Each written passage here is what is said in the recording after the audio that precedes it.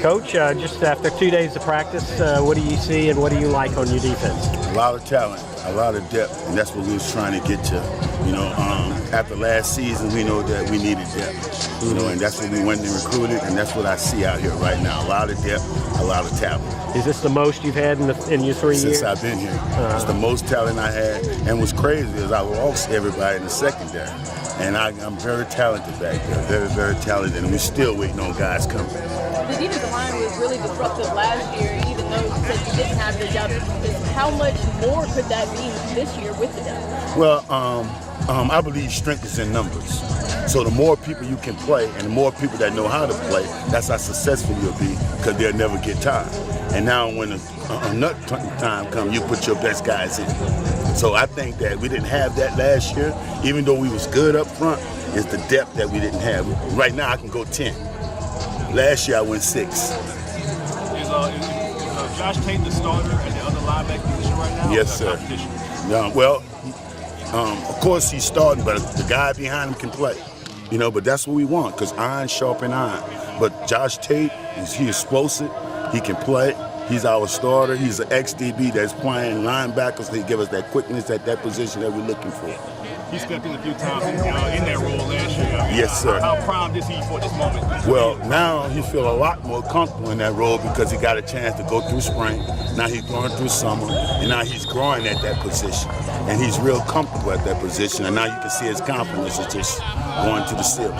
You see Derek Williams making a step up? Yes, sir. That's our leader. He gets everybody lined up. He gets everybody set up, and Derek going to be Derek. He making plays. He's actually lost a couple of pounds this year.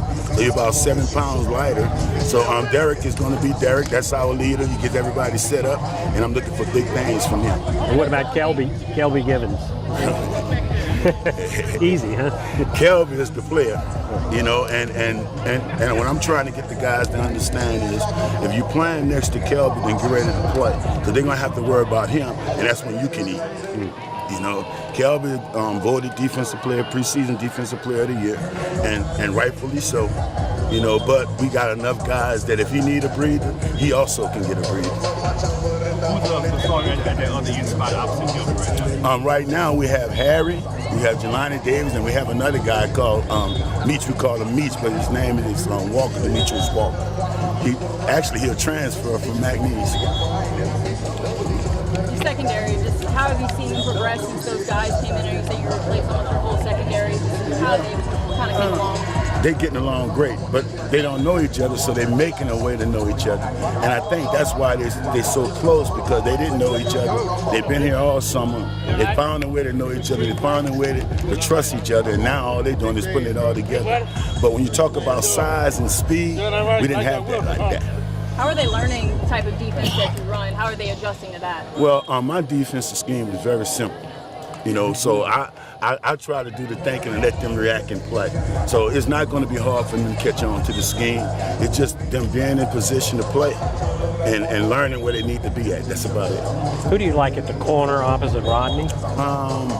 Right now, we got Luke Rose there. We got a transfer in from Georgia Tech, Eric Reed, and we're still waiting on the transfer. So I think that corner position is going to be very loaded, and along with the safety. What's your timeline on the transfers that y'all still have coming in? This week. This week? Yes. Any more questions, Coach? Yeah. Schematically, are y'all doing anything differently? No, same thing. It's the same defense? Same defense. Are you going to be have to add some things that you haven't done? Yes, I can be able to add some things I haven't done because of the depth that I have. So I'll be able to do some things that I haven't seen, you haven't seen in the last 2 years. But for the most part, if this ain't broke, don't fix it. Yeah. Coach Frederick was talking about how much pressure the defense has been putting on the offense during practice and how it's one of the best defenses they've seen, in the swag.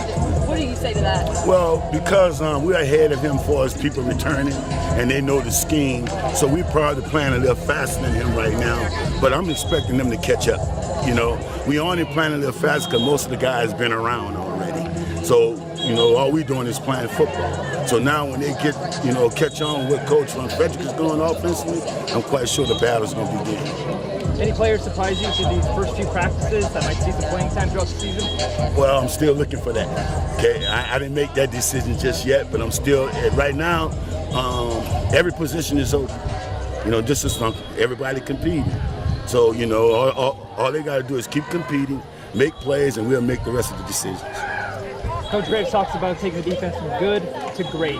G to G. Yep, G to G. G to G. What are your plans Well- to help elevate this Southern defense, making them tough and swag? Well, first of all, the last couple of years we've been good, but we haven't won no championship, so that ain't good enough. So that means that alone, we got to elevate our games. Because to go to great, that means you got to win some games defensively, and that's the next stage that we're looking forward to.